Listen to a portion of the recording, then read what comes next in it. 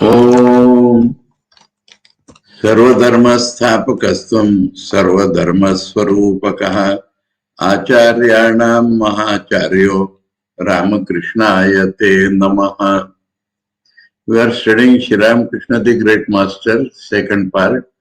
Sri Ramakrishna is the spiritual aspirant or struggler or sadhak, and we are in the 9th chapter. The first 4 years of sadhana, everything has been told in the 8th chapter. And then, hearing that Sri Ramakrishna is behaving in an insane manner, they brought him to Kamarpukur. And there, in the beginning, his behavior was quite odd, but because he had repeated visions of the Divine Mother, he had become calm and almost normal. In that context, we are told that his mother and brother thought that it is best to marry him. And certain things in relation to that are being told. And we are going back to para 5. Because there were a lot of mistakes there, and that para is the preface to this incident of his marriage. So, an instance of the master's yogic powers. And the first sentence is irrelevant, meaningless, redundant, not in Bengali. It should be removed. And we should only read rise of prophetic vision was also observed in him. Rise of the power of prophetic vision was also observed in him. Hriday and many people of Kamarpukur and Jarambati attested to it, and we heard the same from the master himself. This is about not about the prophetic vision in general, but about the incidents relating to his marriage. And the prophetic vision also being described here is in relation to his marriage. So that is way, this is the preface. On finding him normal, the master's relatives decided to get him married. This is the proper incident. By now, the master's mother and other members of the household had learned that by the grace of Providence, the disease which he was suffering from had abated to a great extent.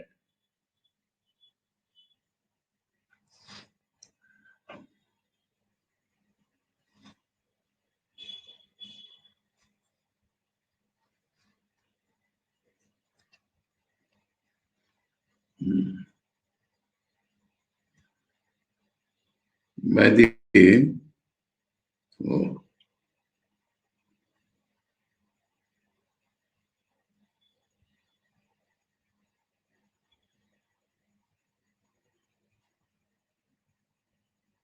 Mm,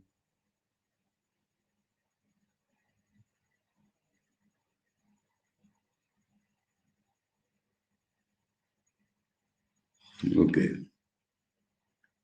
I would translate it. By observing his behavior and other activities, hmm, understood. By now, instead of by now, by observing his behavior and other activities, his mother, his master's mother, and other members of the household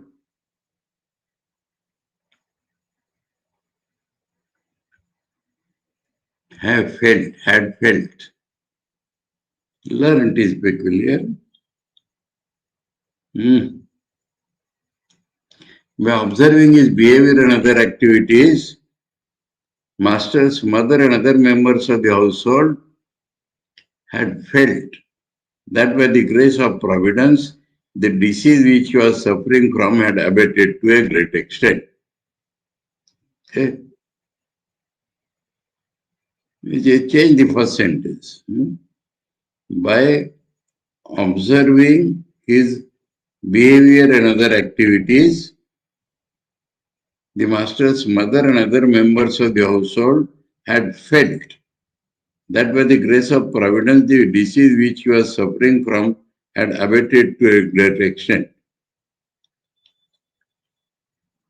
For they noticed that he did not now cry piteously as before and took food at the proper time.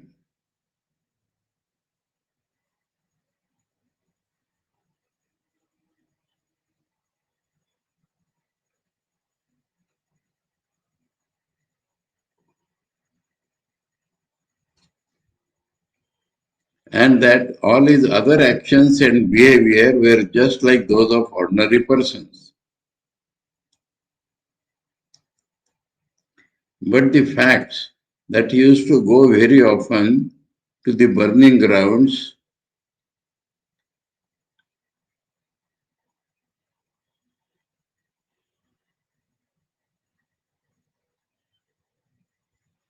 here but is meaningless. And that means certain unusual things are there, but that was his norm. But changes, but is not there. And or without that we can try. The facts, but remove. The facts that he used to go very often to the burning grounds and sit for worship and meditation, putting off his cloth without any sense of shame, and that he would get annoyed at the interference with his prayer and meditation and spend most of his time with gods and goddesses to the utter disregard of others' words. All these were to be regarded as his natural inclinations from his childhood, but will kill it, and not as something unusual due to insanity. Very clear. But anyway, still, they saw with great apprehension that the master was completely indifferent to worldly affairs, and that there was an uninterrupted inwardness about his personality. The fear that there was a great possibility of a relapse as long as he did not pay attention to the daily worldly concerns in a natural way and did not give up his indifference arose in their minds over and over again and threw them even now into a gulf of anxiety. The master's affectionate mother and elder brother were now very often busy in inventing various means of saving him from a relapse into that disease, into that state. At last, after a good deal of thinking and consultation, the mother and the son decided to get the master married, and therefore an urgency was felt for finding a suitable bride.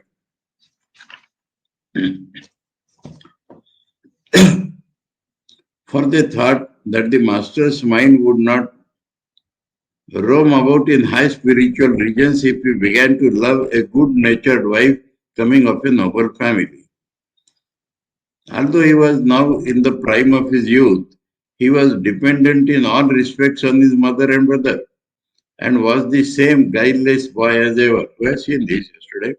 The slightest effort or endeavor for improving his own worldly affairs was not perceptible in him. How could it be forthcoming unless the responsibility of maintaining his wife and children rested on his shoulders? We had seen the reply to that children and wife. The bride had to be brought into the bridegroom's family only after paying a marriage portion according to that custom of that part of that country, that part and that time. Because I don't believe it exists now, such a custom. Had they the means to pay so much money as the marriage portion of a girl of 10 or 11 would require, they hesitated and had not married of Gadadhar till then, only because money could not be gathered on account of various mishaps in the family. Had he been married long before to a girl of 5, she would have grown up by this time to attract her husband's mind and could have taken upon himself much of the management of the family. In any case, what was destined to happen had happened. There should be no more delay, so they sought for a bride all round. Okay. The reason why the master consented to marry.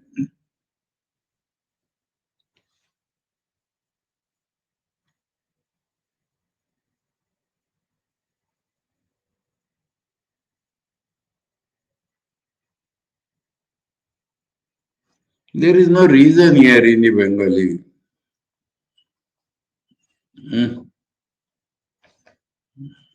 You become upset with this new translation. So much changes have come, so much changes. Editor's brain. ঠাকুরের বিবাহে সম্মতি দানের কথা. There is no reason.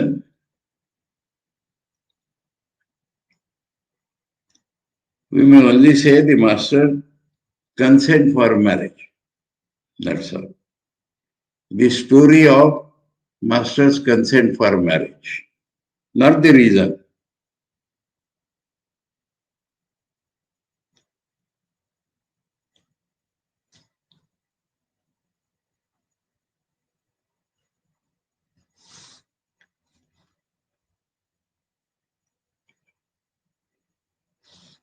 However, secretly the consultation between the mother and the elder son took place.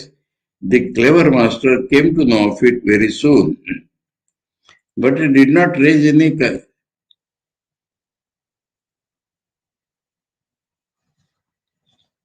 What grammar?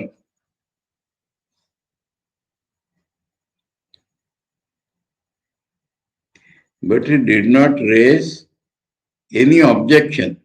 Consented to has entered. So typographical errors plenty and mistakes plenty.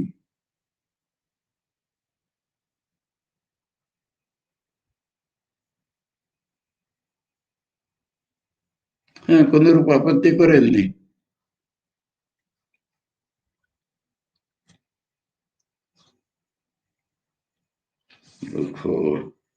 We'll have to present a new translation. Came to know of it very soon, and yet, instead of but, we say and yet. He did not raise any objection when the proposal of marriage was made. What this consented to is doing here, it has come from the para heading, like the one previously. Consented to, so that consented to has entered here also. We remove that. But he did not raise any objection when the proposal of marriage was made. Rather, he behaved like a child who makes merry and feels happy on festive occasions in the family. Was it because he got an affirmative reply to this question from the Mother Universal that he was in such a mood of merriment? Or was it due to his boyish lack of thinking and foresight? No doubt, people in general would point out the latter as the reason. But we have discussed the topic elsewhere and have reason to differ. Elsewhere, Gurva Purvarga, half, almost one chapter was given to it. There the reason and other things are discussed.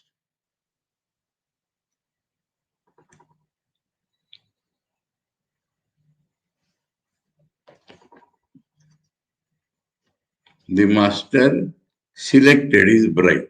This is that foretelling gets connected here. People were sent on errands to the surrounding villages, but nowhere could a suitable bride be found.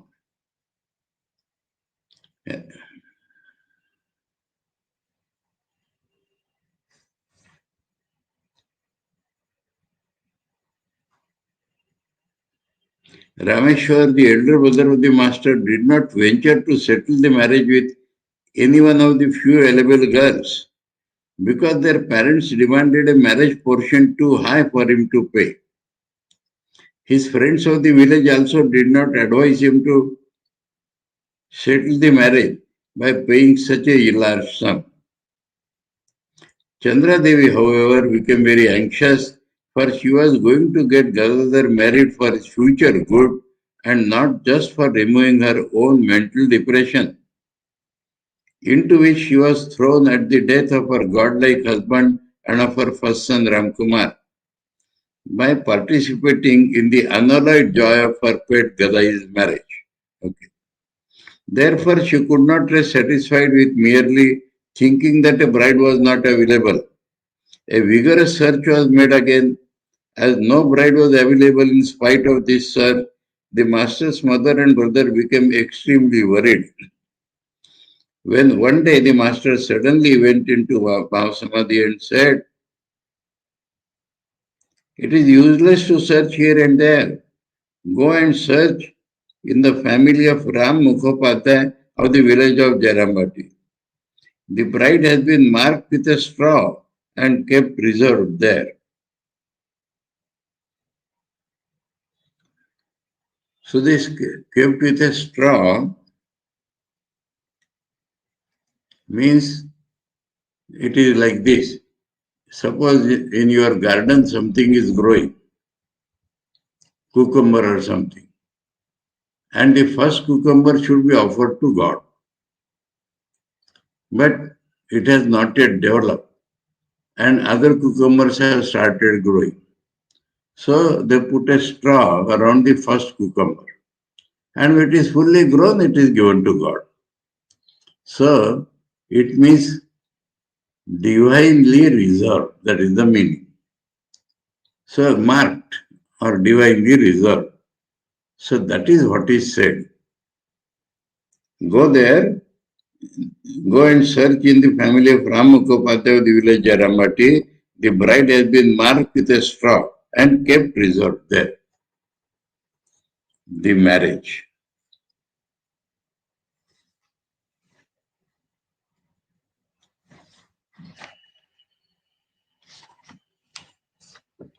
Although they could not immediately have faith in those words of the master, because he is just talking like that.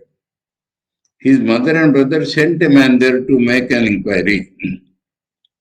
He brought the news that, other things apart, the bride to be was too young, just a little more than 5 years. That in Hindu families was a token marriage. And she would live with the husband only when she grew. That was a regular custom in Bengal at least.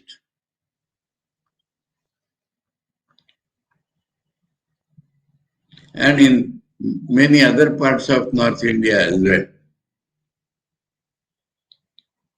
As no other bride was available anywhere else, and this girl was found in such an unexpected way, the master's mother had no alternative but to agree to Gadadhar's marriage with that girl. Everything was settled by a few days' negotiation. Afterwards, an auspicious day and an auspicious moment were looked up in the almanac. Then Rameshwar went with his brother to the village of Jarambati, 4 miles west of Kamarpukur, and had the auspicious marriage ceremony performed with the 5-year-old only daughter of Ramchandra Mukhopadhyay and returned home. A marriage portion of 300 rupees had to be paid. That is also not less in those days. It was the month of May 1859 and the master had reached his 24th year.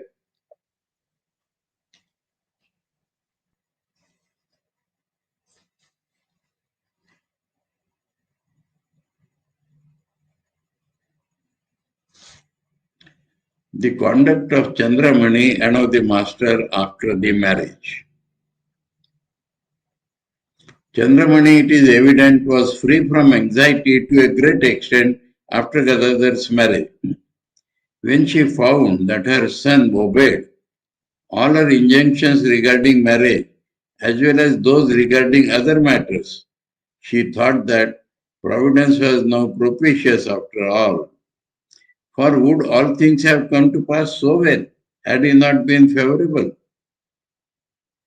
He is Providence here, God. The listless son had returned home. A bride of noble descent had graced her family. Want of money had also been removed providentially, and Gadai had entered the life of the world. So, how could it be said that Providence was not favorable? That is, Saradan Savji entering Chandramani's mind. Therefore, the virtuous, simple hearted Chandra Devi became somewhat happy now. But she, we can clearly understand, became greatly distressed at the thought of the poverty of her family a few days afterwards. In order to please the bride's father and to keep up appearances, the bridal ornaments had been borrowed from the Lahas, their landlord friends, to adorn the bride with on the day of the wedding. From the marriage day, Chandra Devi, by lavishing her love on the bride, made her new daughter-in-law more than her own daughter, so that Gadadhar might love her very dearly.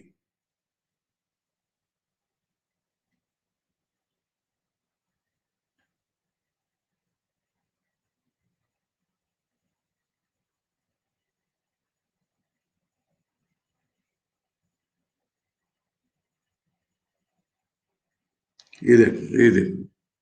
This clause is not found in Bengali.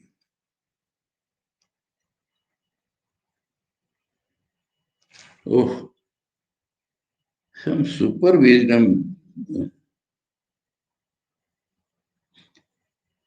From the marriage day, Chandra Devi, by lavishing her love on the bride, made her new daughter-in-law more than her own daughter.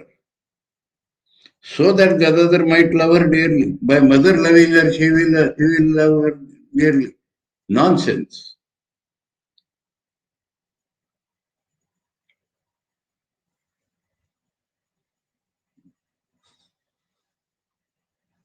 From where he got all these ideas? Now that the time for returning those ornaments had come, the eyes of the old lady were filled with tears to think that she should muster the sternness to take off the ornaments from the girl's person. She, however, did not express the anguish of her heart to anyone. But it did not take long for Gadadhar to understand it. He pacified his mother with a few words and took off the ornaments from the person of his sleeping wife so deftly that she could not know it at all. So, Master is helping in everything regarding that marriage. The ornaments were immediately sent back to the Lahas. But the matter did not end there. The intelligent girl, when she woke up, said, "Where are those ornaments I had on?" With tears, Chandradevi took the girl on her lap and said by way of consoling her, "My child, Gadadhar will give you afterwards many ornaments better than those." That is ornaments of character. The bride's uncle came that day to see her, and when he came to know this, he expressed great displeasure and took her away.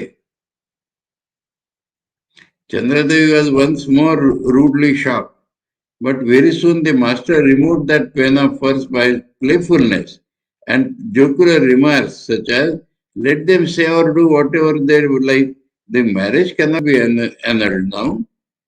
So ornaments and angry and all that is all right. But marriage will not be annulled.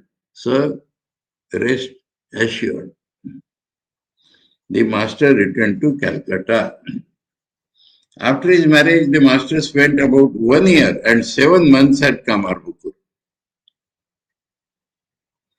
His mother had him with her after a very long time and did not easily give him permission to return to Calcutta.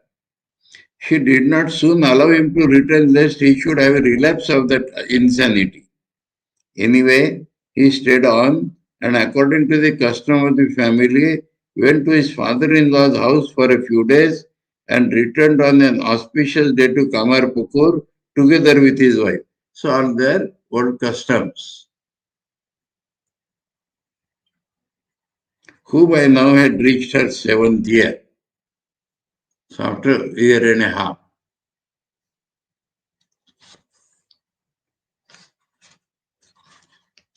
Now, he resolved to return to Calcutta shortly after his coming in a pair, as it was called. For his poverty, he would not have had to come to Calcutta. Although his mother and brother asked him to remain at home for some time more, the poverty in the family was not unknown to him.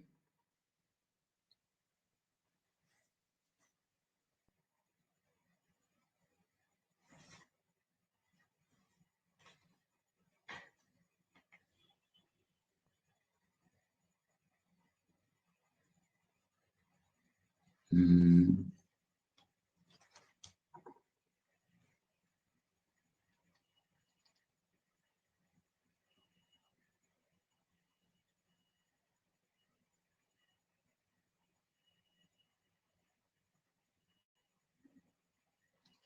Okay.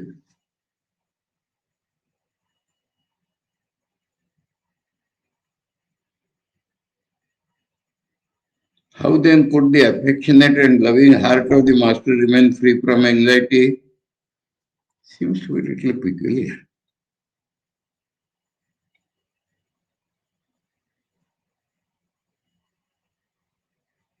Okay.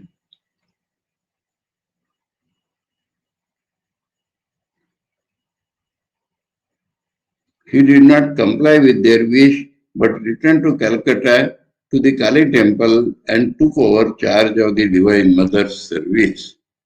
So in between he had to go, but now he was normal and he took it back.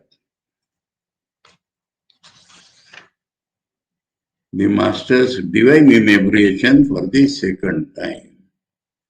So once he starts worship, he forgets everything of the world and becomes the old sadhak again. So Saradananda Swami had warned us previously that we are studying sadhana from incarnations life. So the intensity and everything we can study, but not the order of events. Perfection will come in between, then again sadhana. So the order will not be, we cannot learn from the incarnation. Otherwise, we can learn so many things, and it is the ideal model for us.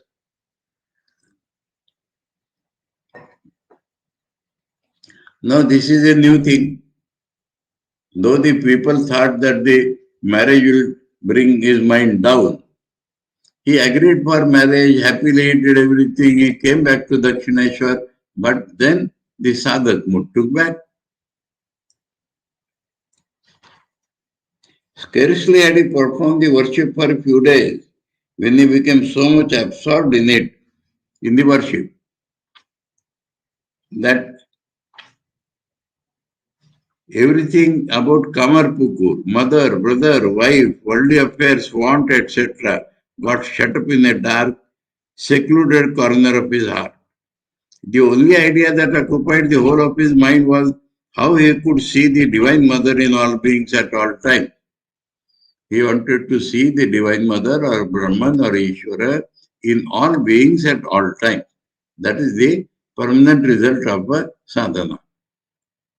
His chest became reddish again on account of continuous japa, remembrance of God, and reflection and meditation on Him. The world and all talks thereof appeared to him as deadly poison. That terrible burning sensation came on him again, and sleep vanished as it were into air. But as he had experienced such physical and mental states once before, he was not completely overrun by them as before. That is the difference. We were told by Hriday that on a call from Mathur Babu, Ganga Prasad, the reputed Ayurvedic physician of Calcutta, prescribed for the master medicines like Chaturmukha pills and Madhyam Narayana and other oils, one after another.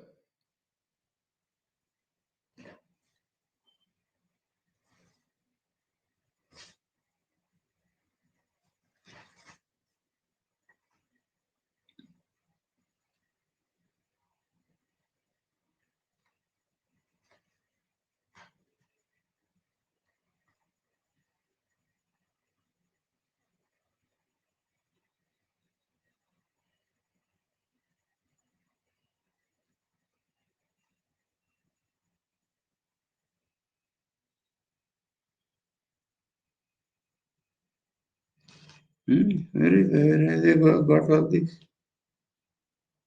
What happens?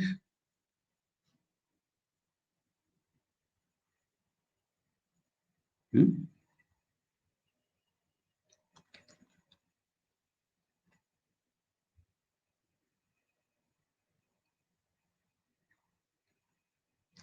Oh.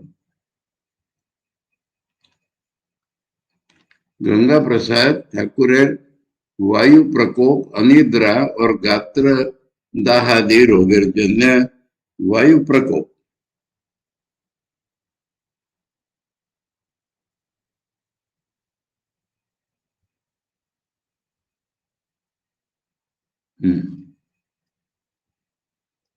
এই কালে নানা প্রকার ঔষধ ও তৈল ব্যবহারের ব্যবস্থা করিয়াছিলেন ওকে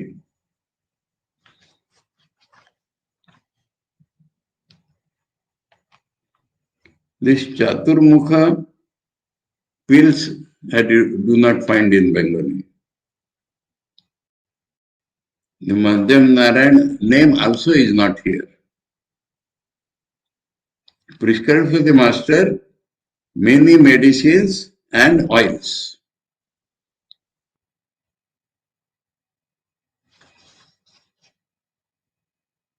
It is my duty to point out.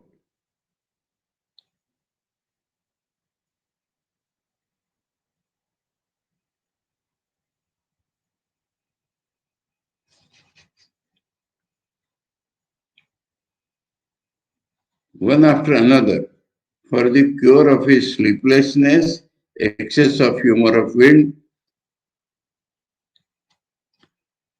this Vayuro, can you call excess of humor of wind? That is a different thing. Madness or insanity is called like that in Ayurveda, Vayuro.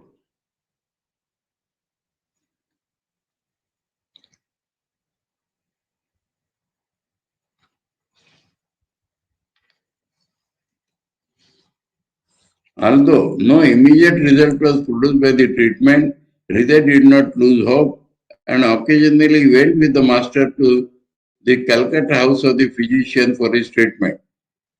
One day the master said, when he went there with Hriday, Ganga Prasad examined him carefully and prescribed new medicine. Then there was with him another physician of Eastern Bengal, what is called Bangladesh these days. Attracted by the master's looks and thinking deeply over his disease,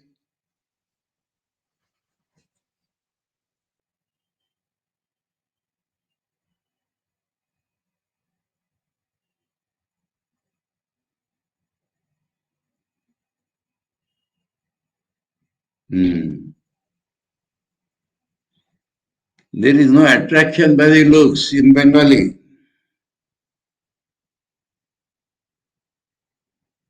রোগের লক্ষণ সকল শ্রবণ করিতে করিতে তিনি বলিয়াছিলেন।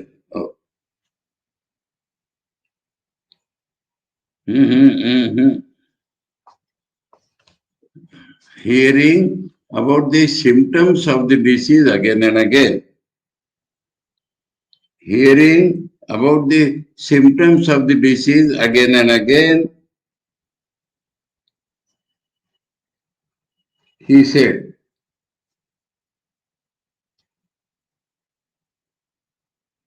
oh, how so much changes have come?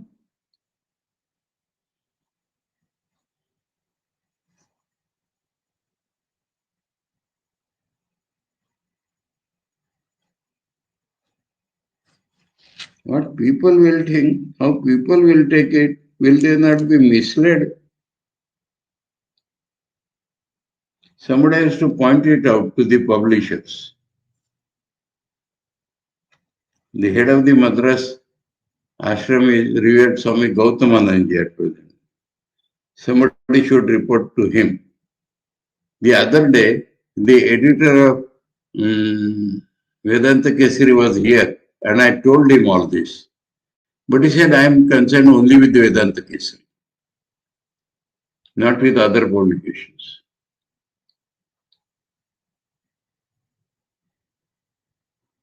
I requested him also, he come to my room and I will show all those things to you.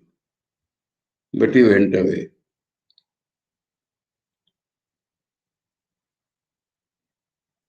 Oh.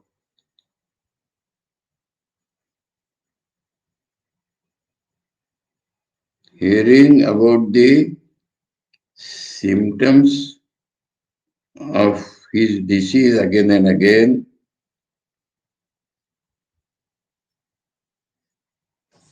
he said, it appears from the symptoms that he is in a state of divine inebriation.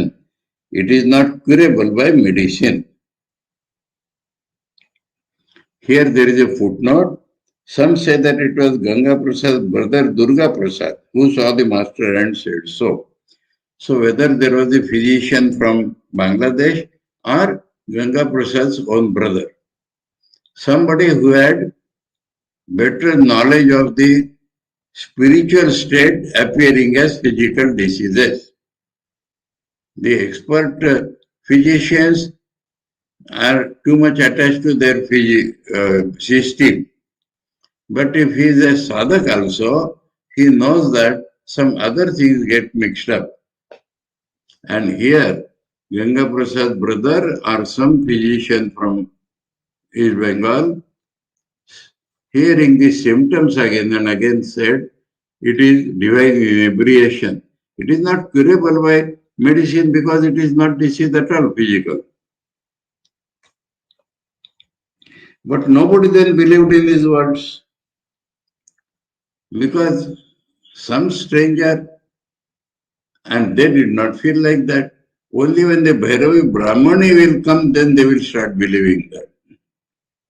When she will cure him by different methods, then they will understand that. Even then they will doubt. So some physician telling when they were in physician's house, they would not believe that. Time passed on thus. Mathur Babu and other friends and well-wishers of the master grew more anxious and went on trying various treatments for his extraordinary disease. But the disease was on the increase and showed no signs of abatement. Chandra Devi's Prayopaveshana before Shiva. Prayopaveshana means fast unto death or until you get a solution. Gradually the news reached Kamarpukur. Having no other alternative, Chandra Devi undertook a complete fast unto death before Shiva for the recovery of her son. Since the ancient Shiva of Kamarpukur was an awakened deity, that means one who responds to these things. She went to his temple and lay prostrate without food or drink.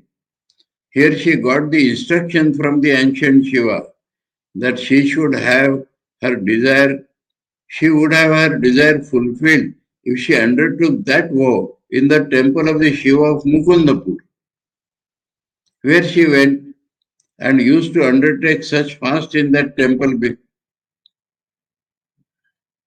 She went and undertook the fast again. Although she knew that nobody used to undertake such fast in that temple before, she already had full faith in the divine instruction and undertook the fast. That Buddha Shiva of Kamarpukur people used to do that. So she went there and there she got the divine instruction to go to Mukundapur. Mukundapur Shiva was not prayed like that previously, but she believed in what the Buddha Shiva told and she went there. Hardly had 2 or 3 days passed, that means fasting going on. Hardly had 2 or 3 days passed when she dreamt that Shiva, the great god, more silvery in complexion than silver itself, bedecked with glowing matted hair and clad in a tiger skin, appeared before her and consoled her, saying, "Don't be afraid, your son is not mad. He is in that state on account of a tremendous awakening of the divine spirit in him." Thus assured through divine intimation, the virtuous old lady offered worship to the great God with her heart purified by devotion and, returning home, began to serve Shitala and Raghuveer with undivided attention for her son's mental peace. So, assured and yet anxious, that is the mother. And whatever the gods were available in the house, she started worshipping them. Many men and women, we are told, have since then been undertaking fast in the temple of the Shiva at Mukundapur and getting their desires fulfilled. So that Mukundapur Shiva was aroused into becoming awakening by his mother taking fast for his sake. The state in which the master was at that time. Now Saradananda Swamiji analysis.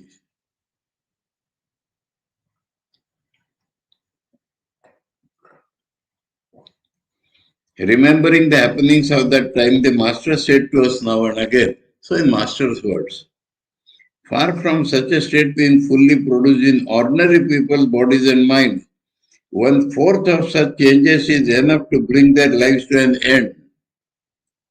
I remained occupied with some vision or other.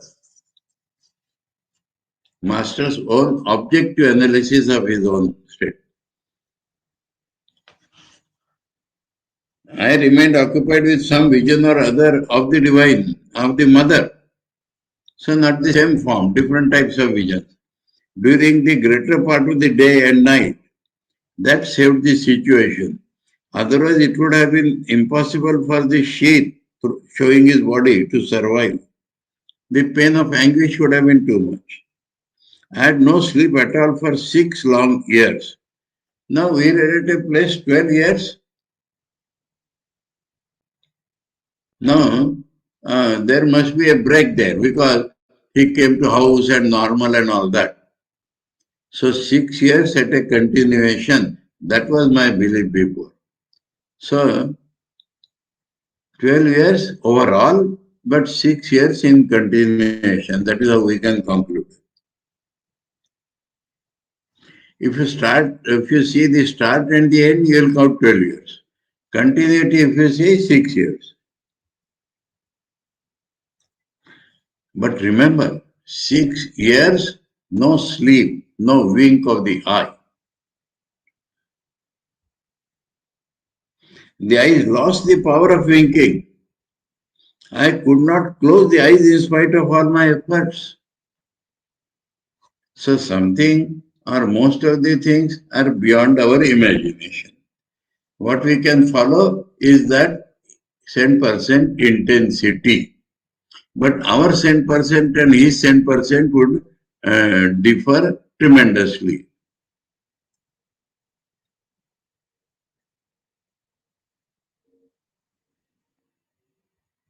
I had no idea of the passing of time and was not at all conscious of the body. When the attention turned from mother to the body, even if a little, I felt apprehensive, thinking, am I on the verge of insanity? Thakur himself thought like that when he thought of the body. I stood before a mirror and put my finger into my eyes to see whether the eyelids closed. I found the eyelids were even then equally incapable of winking with the effort even. I became alarmed and wept, complaining to mother. So, he is not taking his things to be normal. The mad person takes it to be normal. I became alarmed and wept, complaining to mother. Mother, is this the result of calling on thee? Is it the result of my absolute reliance on thee that thou hast given this terrible disease to this body? And the next moment I said, see, the mind, huh? And the next moment I said, let anything happen to this. Let the body go if it is to do so. But see that thou dost not forsake me.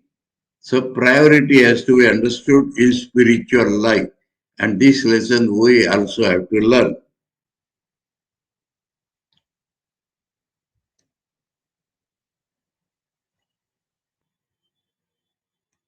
Do reveal thyself to me and bestow thy grace on me, for mother, I have utterly taken refuge at thy lotus feet, and I have absolutely no support except thee. This should be the condition of our mind. I used to weep thus for some time when my mind would again be filled with extraordinary ecstasy. The body appeared to be a trifling thing, something unworthy of attention. Then I was blessed with her vision and consoled by her words, assuring freedom from fear. Mathur saw the master as Shiva and Kali. So some miraculous like event happened in Mathur Babu at this point. And we have to learn many things from this vision about who he was, what was his real nature. And he is not trying to show something, Mathur saw. Again, it was during this time that one day Mathur was astonished and dumbfounded on having an unsolicited, he was not thinking of that vision, unsolicited vision of a wonderful divine manifestation in the Master by the inscrutable decree of the Mother of the Universe. We have described elsewhere. So this also has been described in that 2 chapters in the Gurva Purvartha, Gurva and Mathuranath, and bestowing grace on Mathuranath. How he had that vision of the forms of Shiva and Kali in the Master and offered his heartfelt worship to him as the veritable God. He was compelled to view the Master with a different eyes in that day. So this disease and everything would vanish now. And to have devotion to and faith in him, when we see such an impossible event happen, it is brought home to us that the Divine Mother, what is the Divine Mother? The will of all wills. All wills come from her will. Thus bound up, both of them inseparably, both of them, Master and Mathur, inseparably with the cord of love, because Mathur's help and service during the following period of the Master's life of sadhana would be indispensable. So, Mother arranged that. He wants to do sadhana free of any worries, and all worries will be taken up by Mathur. One is understood, and this happens in all our life, please. We analyze our lives and we find out that once God prompts us on the sadhana, He arranges everything accordingly. From unknown sources, from unexpected sources. People try to oppose, but that is also turned positively. And people help him also.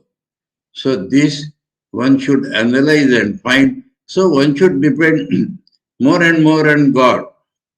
He should be free for Yogakshema also. Once he thinks of God, God thinks of him. And somehow, from some source or the other, suppose sometimes there is opposition, but that is also to increase our devotion. So everything happens in our life by divine will. We should be assured of that. And forget the worries and go into sadhana. One is wonderstruck to find from such events proofs of how much care the Divine Mother took and what wonderful means she employed in order to make the Master's body and mind fit instruments for stemming the decline of religion and infusing a new spiritual vigor into the modern world, overpowered by agnosticism, atheism, and materialism. So all this in Master was not for his personal sake, it was for dharma, glani to be removed and dharma sanstapana to be done. For that, all these arrangements Mother is making. Infusing a new spiritual vigor into the modern world, overpowered by agnosticism, atheism, and materialism. These are the ills of the modern world. Agnosticism, God may be there, but it cannot be realized. Atheism, there is no God. Materialism, only matter and physical energy, they are the only true thing. So these are the thoughts of the modern world, and to save the humanity from these ills, Master came and did all his sadhana and all his preaching. So we complete the 9th chapter and come to the important chapter 10th, the coming of the Bhairavi Brahmani. Her coming is the most important event in Thakur's sadhana life. Because these two opinions, physical and mental disease and divinity. Bhairavi Brahmani will solve the physical and mental symptoms by easy methods depending upon the spiritual truth. And so people will start believing that, and she is a great scholar, a great sadhika, and so people will, and she will challenge, bring the pandits, I will discuss with them, I will debate with them.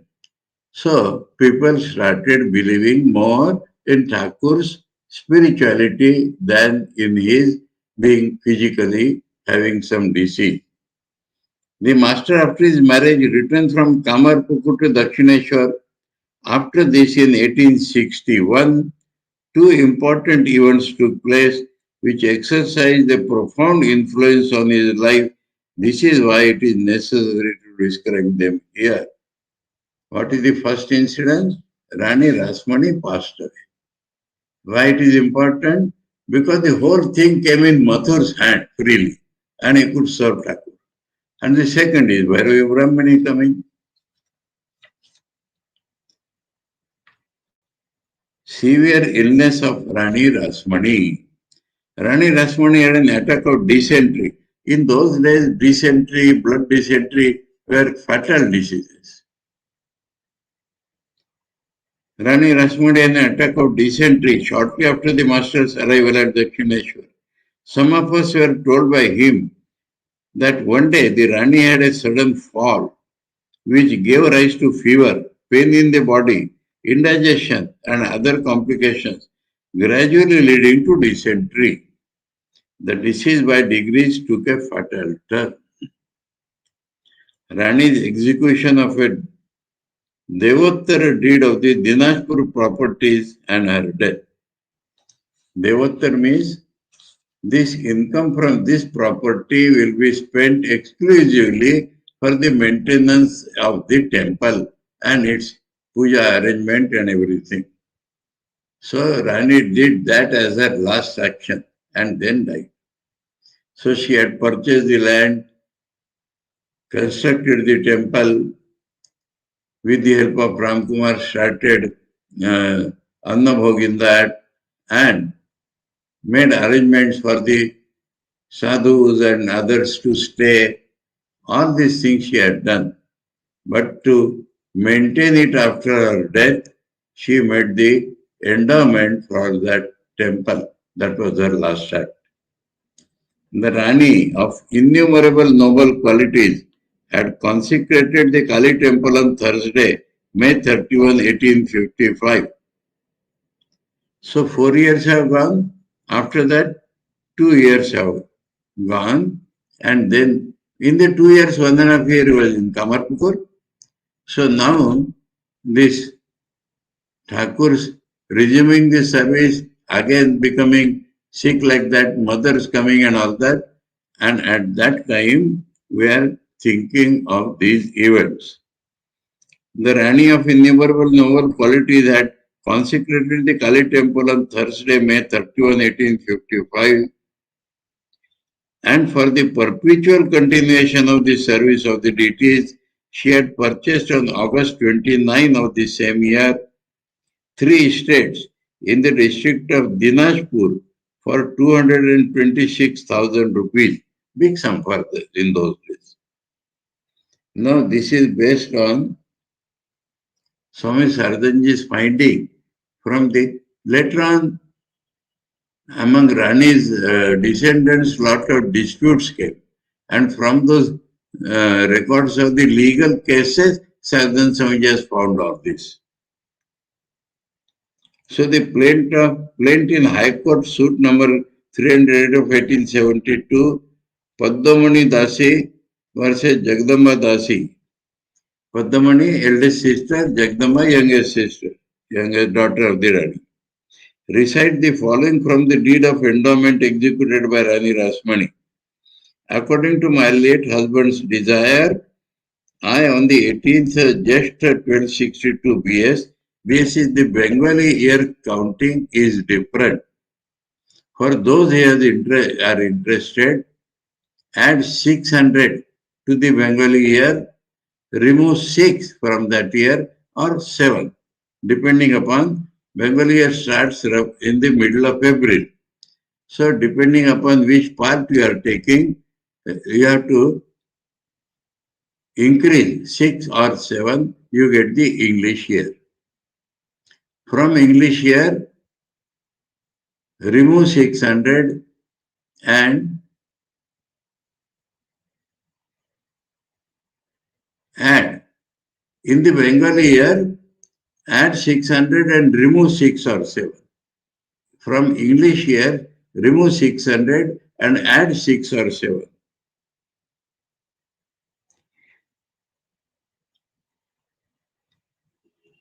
Established and consecrated for 31st May 1885, established and consecrated the Thakurs. Thakurs means gods. And for purpose of carrying on the seva, purchased 3 lots of zamindaris in district Dinajpur on 14th Bhadra, 1262 BS, 20th August 1855 for rupees 2,000, 2,26,000.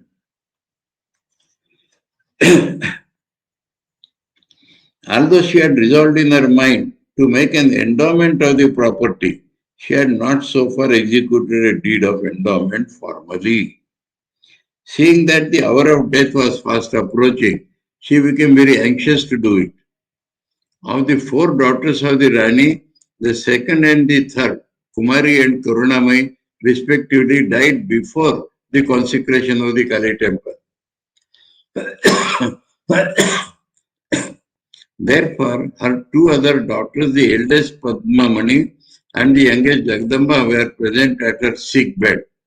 We are told that when the draft of the deed of endowment of the Kali temple written according to the Rani's desire came, she asked her two daughters to sign it, giving their assent to the terms of the deed, thereby precluding all possibilities of future quarrels among her descendants regarding the object of the deed. Jagdamba signed that bond, but Padmamani did not, in spite of the repeated request of the Rani at the time of her death. Therefore, the Rani had no peace on her deathbed.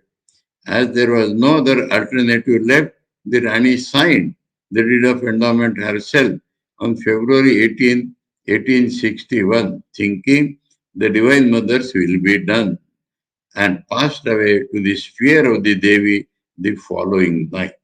So last act done by her was to sign that deed.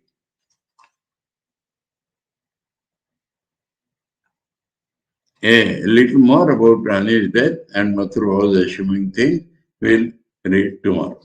Om Sarvadharma Sthapakastam Sarvadharma Swarupakah Acharyanam Mahacharyo Ramakrishnaya Te Namaha Om Shanti Shanti Shanti Hari Om Tat Sat Sri Ramakrishna Arpanamastu.